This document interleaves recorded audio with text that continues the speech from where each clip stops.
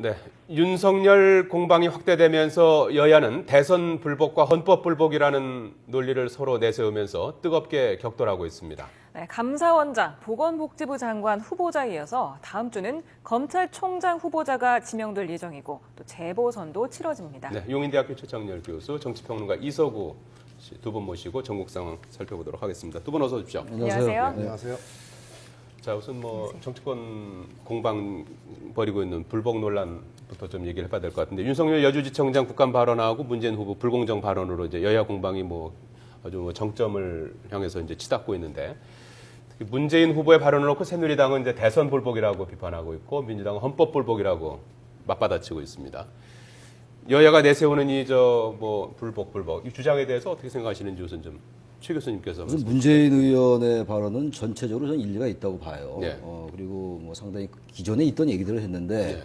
그 두 가지 용어로 얘기한다면 불공정했다라는 부분하고 수혜자가 박근혜 대통령이었다라는 그 부분이거든요. 여당이 문제 삼는 게 수혜자가 박근혜 대통령이었다면 피해자는 문재인 당시 후보였단 말이죠. 예. 그리고 이것이 불공정했다라고 얘기하는 것이 불공정한 부분이 있다라는 거하고는 상당히 다르지 않습니까? 예. 그리고 또 하나 지금 민주당에서 지난 대선이 부정선거였다고 얘기하고 있는데 예. 민주당의 얘기를 먼저 하면 부정선거라고 얘기하면서 대선 불복은 아니다라는 것이 예.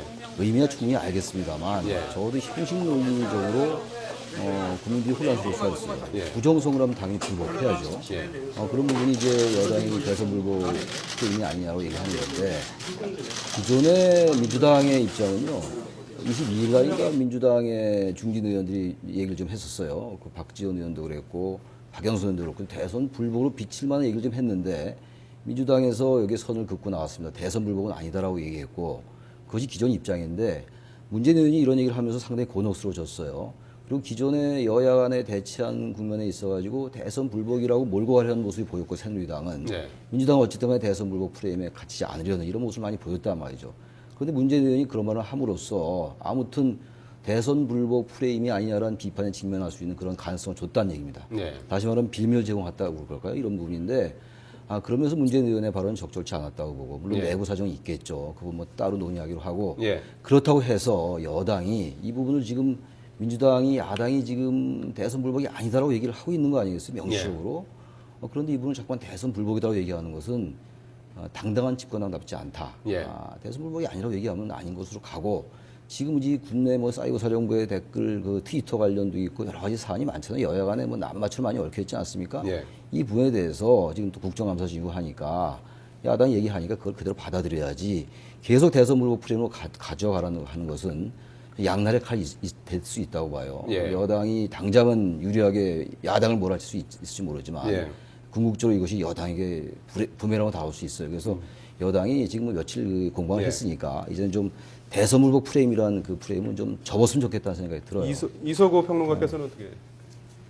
문재인 의원 두 가지죠. 하나는 예. 대선이 불공정했다. 예. 또 하나는 박 대통령 책임 있다. 누가 들어도 저번 대선은 문제가 있다라는 이야기 아닙니까? 예. 대선 불복이라고 말만 안 했지 사실상 불복을 유도하는 발언이거든요. 예.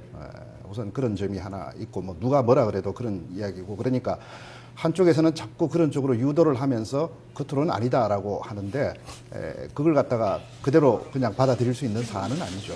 그다음에 또 하나 이 민주당 내부의 문제입니다. 과연 민주당의 대표가 문재인 의원입니까? 김한길 대표입니까? 이거 문제가 있습니다. 그러니까 민주당이 분명한 어떤 그 내부의 대표성을 확실히 해가지고 또 거기서 책임 있는 이야기를 해갖고 나와야지 예. 계속 불쑥불쑥 문재인 후보가 튀어나와서 이야기를 하거든요.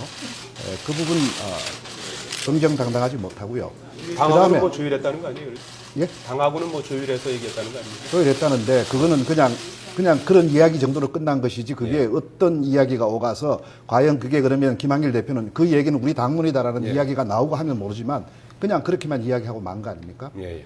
그 다음에 대선 불복하니까 이제 민주당에서 헌법 불복이다라고 이야기하는데 그 논리적으로 안 맞습니다. 그 말도 헌법 불복이라고 한다면 이건 지금 이 댓글 사건의 전체 규모라든지 그 다음에 그 내용이라든지 또 조직적인 개입했느냐 이런 부분들에 대해서 아직 밝혀지지가 않았습니다. 예. 지금 국정원은 계속 그 부분을 부인하고 있습니다. 예를 들면 5만 5천 건 그러지만 실제로 국정원 직원이 쓴 글은 130여 건에 불과하고 그 중에서도 대선에 직접적으로 개입됐다라는 거는 논란을 다투는 게 몇 건 있을 따릅니다. 국정원은 지금 그렇게 주장하고 있는 거거든요. 예. 그게 아직 밝혀지지 않고 지금 수사하고 있고 재판 지금 하고 있는 중입니다. 그런데 이걸 단정해서 대선 불복, 헌법 불복이다라고 이야기하는 건 그 자체가 무죄 추정 원리, 민주당이 늘 주장했던 무죄 추정 원리를 정면으로 예. 정면으로 이거 반대로 이야기하는 자기 모순이죠. 무죄 추정인데 어떻게 헌법 불복이라는 이야기를 지금 단정적으로 합니까? 뭐 그런 점들이 있습니다. 대선 불복은요 기본적으로 불가능한 얘기입니다. 대선 불복이 법적으로 불가능해요. 그리고 시효도 지났어요. 또 우리가 지난 얘기입니다만 2002년도에 한나라당이 그 무효소송 당선 무효소송을 제기한 적이 있어요. 그리고 사과로 끝났거든요. 그래서 그건 여가 됐건 야가 됐건 지난 대선의 과정이 정통성이 있는 선거입니다. 지금 여러 가지 선거 과정 속에서 국정원의 선거 개입 의혹 그리고 군사정부 이런 얘기가 나온다 하더라도 그것이 대선 결과를 바꿨다는 아무런 입증할 근거도 없고요. 예. 계량할 수는 더욱더 없습니다. 그렇기 때문에 우리 정치권에서 이 대선 불복 이 얘기 자체 나온다는 게 맞지가 않고요. 야당도 헌법 불복이라는 건 지금 그 헌법의 5조와 7조를 얘기하고 있는 겁니다. 군과 공무원의 정치적 중립을 얘기하고 있는 건데 대선 불복을 얘기하니까 야당은 또 헌법 불복 프레임이라 이른바 불복 프레임으로 지금 여와 야가 대결하고 있는 건데 예. 이건 여와 야가 빨리 접어야 돼요. 둘 다 예. 맞지 않습니다. 네, 최 교수님 아까 민주당이 대선 불복 프레임을 가지지 않으려고 노력하고 있다고 얘기를 하셨는데 네. 문재인 전 대표가 오히려 민주당 내부에서도 비판을 받고 있다는 것 같습니다. 왜냐하면 시기가 좀 적절하지 않았다 이런 비판도 있는 것 같은데요. 시기도 시기고요. 일단 다른 사람이 얘기했다면 정치적 공방은 있을지언정 일리가 있다고 받아들일 수가 있고 넘길 수가 있는데 문재인 의원이 당시 야당 후보였단 말입니다. 그렇기 때문에 주체가 문 의원이었기 때문에 더 문제가 될 수 있는 것 같아요. 단지 이제 여러 가지 해석의 여지가 있습니다만 이번 달 말인가요? 그 대화로 미관에 대한 결과가 나온다는 거 아니겠어요? 예. 여기에 대해서 사실 문재인 의원으로서는 뭔가 입장을 밝혀야 될 입장이에요. 지난번에도 국가기론에 그것이 없다고 밝혀졌을 때 그 상당히 발언에 대해서 여러 가지 비판이 있었단 말이죠. 또 지난번에도 6월 달에도 문재인 의원이 그 대화를 공개하자는 얘기를 했었다는 거예요. 그렇기 때문에 문 의원의 이번 발언이 민주당이 최근에 그 군 사이버 사령부의 그 트위터 문제라든지 이런 것들에 대해서 좀 대오를 형성한 듯한 이런 분위기였어요. 그래서 나름대로 여당이 좀 곤혹스러운 입장이었는데 이 국면 전환을 어떻게 할 것인가를 여당이 지금 모색하고 있는 터에 국면 전환을 할 그 글쎄 출구라고 그럴까요? 그걸 마련해 준 그 결과가 되고 말았다는 거예요. 그래서 이 부분은 제가 아까도 말씀드렸다시피 이 지금 대선 불복 프레임은 답이 안 나오는 거고요. 맞지가 않는 얘기입니다. 그리고 네. 그 대선 불복이라는 게 지난 대선을 부정하자는 얘기인데 그 부정은요. 쿠데타나 혁명이면 불가능한 얘기입니다. 정통성이 있는 선거였어요. 그건 누가 뭐래도 그걸 민주당이 얘기하고 있는 거 아니겠어요? 그래서 예. 대선 불복 프레임을 가지고 여야가 논쟁하는 것 그리고 여기에 또 이 맞대응하는 그 헌법 불복 프레임 이거는요. 국민들 정말 혼란하게 만들고 피곤하게 하는 겁니다. 빨리 접어야 됩니다. 이분 다시 한번 예. 강조합니다만. 지금 그 시기적으로 뭐 이러지 않느냐라는 이야기는 별 무의미한 이야기입니다. 예. 무슨 이야기냐면 지금 말로는 대선 불복이 아니다라고 하지만 민주당이 하고 있는 모든 말과 이슈화하는 거 보면 전부 대선 불복하고 연계가 되어 있습니다. 예, 예. 예를 들면 뭐 새누리당도 할 말이 있느냐? 2002년에 그 선거 무효 소송 내고 그랬지 않느냐? 뭐 이런 이야기를 하는 것들 뭐 이렇게 이야기하고 그 다음에 뭐 댓글이 그것뿐이 아니라 더 있을 것이다라는 그런 이야기들 전부 이 대선 불복과 직결된 이야기들을 계속하면서 정쟁으로 계속 가지고 가고 예, 있는 예. 겁니다. 그러니까 뭐 문재인 후보가 지금은 빨랐다 안 빨랐다 그 의미도 없고 오히려 빨랐다라고 하는 거는 그런 어떤 대선 불복 국민으로 감에 있어서 전략적으로 지금 시기가 맞았다. 오히려 그런 이야기일 수밖에 없는 겁니다. 그러니까 민주당이 자꾸 그걸 갖다가 위장하면 안 되는 겁니다. 예, 예. 지금 이걸 투트랙으로 가야죠. 여기에 문제가 있는 부분들 나오면 그거 수사를 엄정하게 공정하게 해달라. 예, 예. 그리고 재판에서 보자. 이렇게 이야기하고 그다음 한쪽에 국회 지금 산적한 민생 법안 예. 그 예산 문제 이 심이 투트랙으로 간다면 또 모르겠습니다. 그런데 지금 이거 다 제껴놓고 전부 대선 불복과 직결된 이야기들 다 가지고 지금 떠들고 예. 있거든요. 이거는 저 말과 실제 속내하고는 완전히 다른 이 부분은 양상이죠. 제가 한번 말씀드려야 될 것 같은데 예. 제가 뭐 이석우 평론가 말씀하신 거를 꼬투리 잡겠다는 게 아니라 대선 불복과 직결시킨다는 말은 상당히 이건 문제가 있는 생각이에요. 왜 그러냐면요. 민주당이 얘기하고 전 대선 불복이라니 헌법 불복이 다 잘못다고 얘기를 했어요. 예. 그런데 대선 불복과 직결된다는 의미는요. 민주당은 어쨌든 공식적으로 부인하고 있고 그리고 민주당이 제기하는 것은 정치적으로 얘기할 수 있는 겁니다. 모든 사안에 대해서 재판 결과만 보고 얘기합니까 우리가? 그럼 모든 게 뭐 재판 국가인가요? 이게 사법 국가인가요? 그건 아니고요. 재판 결과는 재판 결과대로 존중하되 그 전에 의사 표현할 수 있는 거예요. 정치권에서 여러 가지 정황 근거 많이 나왔지 않습니까? 대선 예. 개입 의혹에 대해서 여기에 대해서 야당이 공세 취할 수 있는 것이 얘기할 수 있는 것인데 이 부분에 대해서 비판할 수 있다 하더라도 이것을 대선에 직결시키는 정쟁이다라고 단정하는 것은 그러면 대단히 위험스럽다 이런 얘기예요. 자연스럽게 그러면 뭐 해법을 한번 얘기하고 이제 뭐 다음 저 감사원장하고 그 얘기를 좀 해보도록 하죠. 여권 입장에서 이 난국을 풀기 위해서 어떤 처방을 내야 된다고 여권은요, 저는 봅니까? 이렇게 생각해요. 지금 제일 답답한 게 여권입니다. 지금 예. 박근혜 대통령께서 지난 그 대선 때 예. 국정원에 요청한 적도 없고 지시한 적도 없다. 뭐 이런 취지의 말씀 하셨단 말이에요. 그런 취지의 예. 말씀. 도움받은 적도 없고. 사실 그래요. 예. 그렇다면 그야말로 당당하게 그게 사실이고 사실이라면 그야말로 청와대도 그렇고 새누리당도 그렇고요. 그야말로 이 부분은 민주화 이전이나 민주화 이후나 우리나라 국정원 그리고 중앙정보실 안기부 시절에 국가정보원이 상당히 선거에 개입한 게 많이 있었지 않습니까? 그런 것들에 대해서 원론적인 언급을 하면서 예. 이게 엄정하게 처벌돼야 되고 구조도 개혁해야 되고 국정 개혁해야 되고 이거 원론적인 얘기예요. 이거 뭐 정파적인 얘기도 전혀 아닙니다. 예. 왜 새누리당이 얘기를 안 하는지 모르겠어요. 왜 그렇게 의혹을 밝혀야 된다는 그야말로 여권이기 이전에 국회 일각으로서 예. 정권을 비판하고 견제하는 게 국회 아니겠어요? 왜 그런 얘기를 안 하면서 자꾸만 지나치게 지난 검찰 얘기입니다만 하극상이 항명이 이런 얘기만 계속 되풀이하는지 그러다 보니까 이 새누리당이 자기 목소리를 못 내고 집권당으로서의 존재 가치가 떨어진 거 아니냐는 얘기가 나오는 거예요. 그래서 있는 그대로를 얘기하면은 예. 집권당으로서 존재감도 살고 집권당 역할 제대로 하는 거라는 인정할 생각이 건 들어요. 인정하자. 예, 그런 그런 얘기군요. 얘기입니다. 아니 뭐가 있습니까? 예. 외압에 뭐 실체가 지금 있습니까? 그냥 막연한 의심, 막연한 음모로 내놓고 인정하라. 구체적인 예. 정황, 최소한 그럴 수 있겠다라는 구체적인 정황이 나와야죠. 예. 그리고 누가 언제 어디서라는 그런 부분에 대해서 어느 정도는 나와야 되는데 예. 그냥 했을 것이다. 이 막연한 이야기 이렇게 하면 안 그러면 되고요. 지금 시점에서 여권은 어떤 좀 그리고 해법을 내놔야 그리고 지금 또 하나 문제는 자꾸 대선 불복이 아닌 거를 왜 그렇게 이야기하느냐 그러는데 예. 지금 수사 중인데 그걸 완전히 단정을 짓고 있습니다. 예. 불법이다 이렇게 단정을 짓고 있습니다. 그거는 수사와 재판에도 영향을 주려는 의도입니다. 그러니까 그런 단정을 할 수가 없는 것이죠. 예. 그리고 지금 민주당이 하고 있는 얘기들이 모든 것이 다 이겁니다. 민생에 관한 이야기 한마디도 안 하고 있지 않습니까? 그러니까 이거는 대선 불복으로 사실은 유도하고 싶어하는 그 뉘앙스가 그대로 풍기는 것이죠. 그러니까 그 자체를 부인하면 안 되는 겁니다. 민주당도 이런 부분들에 대해서 부인하면 안 되는 것이고, 그 다음에 이제 아까 말했대로 이 해법이라면 예. 우선 새누리당도 이런 부분에 대해서 좀 확실하게 그리고 논리적으로 분명하게 대응을 해야 됩니다. 무슨 소리냐? 이거 이러해서 이건 아니다라고 분명하게 대응을 하고 딱 매듭질 건 매듭짓고, 그 다음에 또 경우에 따라서는 정치적인 면도 있으면 정치력을 발휘해서 또 뭐 물밑 대화도 해가지고 예.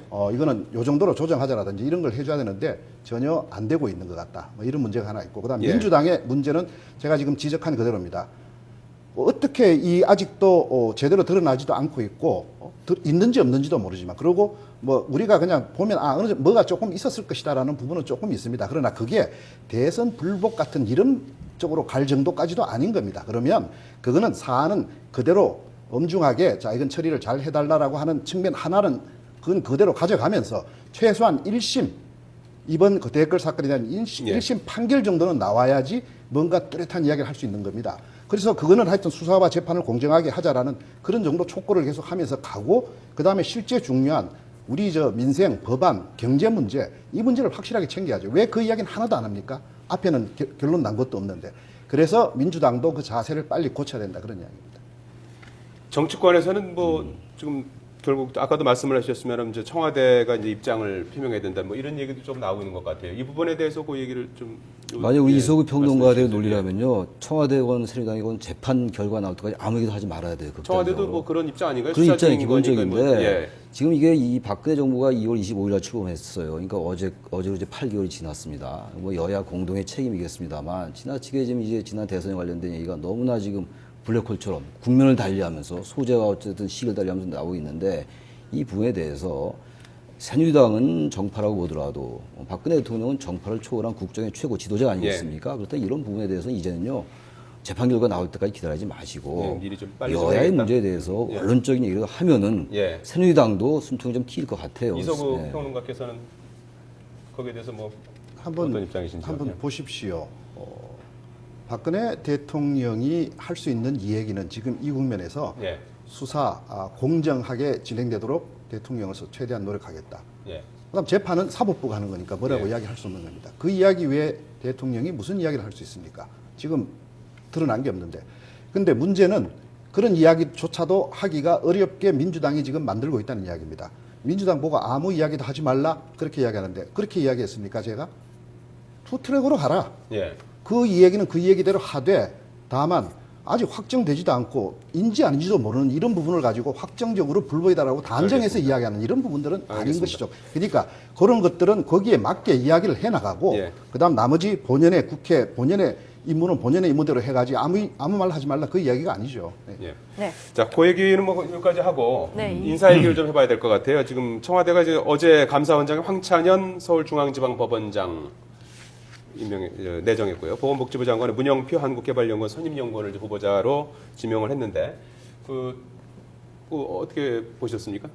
그래서 감사원장 후보자의 경우도 뜻밖이고요. 예. 그리고 그 보건복지부 장관 후보자도 좀 의외의 인물인 것 같아요. 예. 뭐 새누리당은 잘 몰랐던 것 같은데, 전뭐 의외의 인물이라든지 이른바 또 비판적인 언론에서는 뭘 깜깜 인사라고 그러는데, 뭐 화마평에 오르지 않은 인사를 임명할 수 있는 거고 내정할 수 있는 거죠. 그 부분에 대해서는 뭐 그렇게 비판하고 싶지 않은데, 단순히 이제 우려되는 것을 얘기한다면 앞으로 이제 뭐 내정자가 이제 청문회를 거쳐서 임명이 되면은 잘해 나간다면 뭐 이런 우려가 기우에 불과한 것이겠습니다만, 기본적으로 감사원장의 경우는 지금 중앙지법 지원장이란 말이에요. 그 차관급인데 이 예. 감사원장이 부총리급이거든요. 예. 그래서 뭐 차관급이 부총리급의 감사원장으로 가는 게 전혀 이상할 건 없어요. 파격 인사에 좋은 점이 있는데 예. 기본적으로 지금 감사원장이 자기가 지금 이유가 있지 않습니까? 2달 동안 양권 감사원장이 4대강 비리를 둘러싸고 상당히 뭐 정권 사이에서 상당히 눈치를 본 게 아니냐 뭐 이런 지적이 있었단 말이죠. 예. 이런 것을 이제 무마한 이런 자리이기 때문에 역시 감사원의 독립이라는 정치 중립이 굉장히 중요한 화두 대두가 될 거예요. 예. 그런 점에서 우려되는 바가 없지 않고 또 하나 청문회 때 얘기가 나오겠습니다만 병역이 면제됐는데 그것이 처음에 현역으로 판정이 됐다가 재신검을 받아가지고 이제 면제됐다는 거예요. 그 부분은 뭐 당장 지금 단정할 수 없습니다만 예. 아무튼 지금 야당이 지금 벼르고 있을 텐데 그 부분에 또 논란이 좀 있을 것 같기도 하고요. 예. 그런 거 한두 개 지적할 수 있을 것 같고 검찰총장 후보자의 경우는 검찰총장 추천위원회에서 한 거니까 4명을 추천하지 않았습니까? 근데 지금 다행스러운 게 뭐 다행스럽다는 표현이 좀 어떻게 있을지 모릅니다만 그동안 통한 한 명도 없어요. TK도 없고 그런 거 보니까 추천위원회에서 상당한 신경을 쓴 흔적이 보입니다. 그래서 어쨌든 간에 지금 4분 중에서 하나가 돼야 되는데 전부 14기가 한 분이고 15기가 3분이에요. 검찰총장 후보자들 중에서는. 근데 지금 이 부분도요. 검찰총장 후임 총장이 과연 그 최동욱 총장이 물러난 다음에 이 아까 감사원과 마찬가지로 검찰의 정적 중립이 대단히 중요한 이 지금 숙제거든요. 이 예. 부분은 어떻게 할 것인가 바로 그런 점들이 관건이 될 것 같아요. 예. 지금 우리가 인사를 하면 현 정권도 그렇고 그전 정권도 그렇고 또 지금 현 야당이 정권을 잡았을 때도 그런데 이 전부 인사 문제를 정치적으로 전부 접근을 합니다. 여야가 공히. 그러니까 어떻게 보면은 먼지떨이식으로 인사청문회를 하다 보니까 정권이 가면 갈수록 인사하기가 굉장히 어려워집니다. 예. 그러니까 우리가 과거 시대에 여러 가지 그 시대의 관행들도 있고 또 그 시대에 또 뭐 어떤 구조적인 그런 문제점들이 있습니다. 그러니까 그런 점들도 감안하고 해서 제가 볼 때는 지금 당장은 안 되지만 인사청문회의 어떤 그 여야 합의 기준을 하나 좀 만들면 좋겠습니다. 이런 식으로 서로 계속 먼지떨이로 가기로 하면 인사를 못 합니다. 그러니까 이제 그런 부분들 하나 해야 되고 그다음에 네. 지금 현재 뭐 거론되고 있는 분들 아마 그런 부분들을 고려해서 최대한 그런 점들이 없는 인물을 뽑지 않았느냐 뭐 이런 생각이 들고 예. 그러다 보면 또 이 장악력이라든지 그 어떤 그 부처나 조직의 장악력이라든지 또 전문성에서는 약간 어려운 점들이 있습니다. 그러니까 그런 점들은 조금 걱정은 되는데 물론 그건 좀 두고 봐야 되겠다. 그리고 검찰 독립 이야기를 하는데 검찰 독립은 검찰에 맡겨서 되는 것도 아니고 검찰총장 보고 하라고 해서 되는 것도 아닙니다. 이거는 여야 공히 문제를 안고 있는 겁니다. 각자 정권을 잡았을 때 검찰을 다 이용했습니다. 활용했습니다. 그러니까 서로 정권 바뀔 때마다 상대 보고 독립을 꼭 지키라고 이야기를 하지만 자기들 잡았을 때는 똑같습니다. 그러니까 이 부분도 검찰에 맡길 수 있는 일이 아닙니다. 아니고 여야가 정치적으로 여러 가지 또 어떤 법적으로 이걸 갖다가 만드는 그것이 독립성이지 지금 이거 가지고 독립성 운운한 그거는 조금 맞지가 않습니다. 네. 감사원장 이 부분 하나 좀 지적하고 넘어갈 필요가 있다고 보는데 예. 현재 지금 현직 판사란 말이죠. 그래서 현직 판사가 바로 이제 행정부로 들어가는 거거든요. 그렇죠. 현직 판사가 행정부에 들어왔다고 해서 뭐 감사원의 업무를 해태하거나 직무를 뭐 유기한다는 얘기가 아니라 적어도 삼권 분립이라는 입장에서 볼 때 그것이 과연 바람직한 것인가라는 부분은 좀 있는 것 같아요. 예. 판사를 하다가 변호사로 갔다가 좀 어느 정도 있다가 이제 이 행정부로 들어가는 것하고 바로 가는 것은 그리고 또 하나 지금 국정원 댓글 사건에 대한 그 재판을 서울중앙지법이 하고 있는데 거기 수장이 바로 들어간다는 것이 과연 그 옳은 것인가라는 그런 지적은 저는 할 수 있다고 봅니다. 예. 네, 또 검찰총장 후보자가 다음 주에 4명 가운데 1명이 네. 진영되는데 인선 기준이 어떻게 돼야 된다고 보십니까? 인선 기준이라는 건 우선 첫째 검찰의 독립입니다. 어느 총장이 들어서서 물론 아까 구조적인 문제라고 이수석 변호가 잘 말씀해 주셨는데 저는 사실 검찰의 이 독립은요 검찰의 속성을 보면요 위상을 보면 검찰이 행정부지 않습니까? 근데 사법부적인 성격도 가지고 있어요. 준사법기관이어서 행정부다 보니까 검찰이 상당히 휘둘리는 그런 구조적인 면이 있는데 어쨌든 간에 차기 총장 후임 총장이 될 사람은 검찰을 외압으로부터 막고 예. 검찰의 정치적 독립을 어떻게 여하이 견제내냐의 문제고요. 또 하나 이른바 일각에서 제기되는 게 이른바 공안통과 특수통과의 갈등 이런 게 얘기되고 있지 않아요. 그 네. 사실 그런 면도 있고요. 그렇다면 검찰을 어떻게 잘 추스리냐의 문제입니다. 그렇기 때문에 검찰 내부 후배들로부터 얼마나 신망을 받느냐, 인품이 얼마나 있냐 보냐 이런 것도 대단히 중요할 것 같아요. 그런 것도 복합적으로 고려돼야 된다고 봅니다.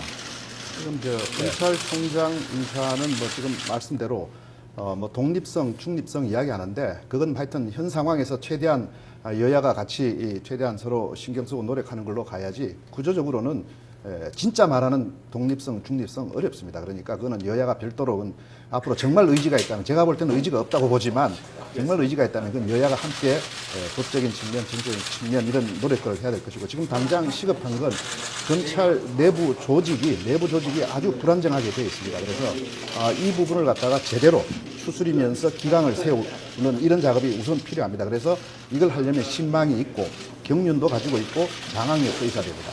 그런 인물이 들어가서 그리고 최대한 공정성 있게 하는 건 여야가 함께 국회에서 또 그런 부분들을 서로 다루면서 서로 합의해 나가면 되는 거죠. 예. 이 검찰의 독립성 문제는 여야도 물론 관계가 됩니다만 권력의 의지예요 결국은. 저는 그게 더 중요하다고 보지 여야의 문제하고는 조금 별개라고 저는 생각을 해요. 알겠습니다.